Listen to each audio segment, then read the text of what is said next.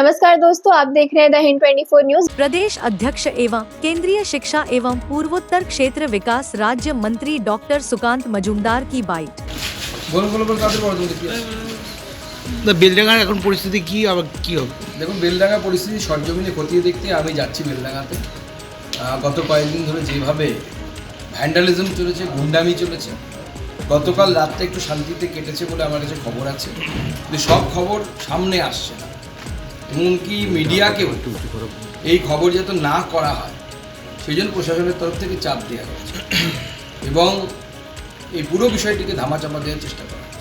পুরোটা প্ল্যান মাফিক করা, যাতে বেলডাঙ্গা তথা মুর্শিদাবাদে তৃণমূলের যে বিধায়ক যে কথা বলেছিল যে আমরা এখানে 70%, তোমরা 30% ভাগীরথীতে ভাসিয়ে দেবো, সেই প্ল্যানিংই চলছে আর কিছু। স্বরাষ্ট্র দপ্তরে চিঠি করা হলো, এখন কি উত্তর এসেছে? স্বরাষ্ট্র দপ্তরে কোনো চিঠির বিষয় নেই, স্বরাষ্ট্র দপ্তরে চিঠি করে তার উত্তর হয়। ऐसे ही तमाम खबरों के लिए जुड़े रहिए द हिंद 24 न्यूज के साथ।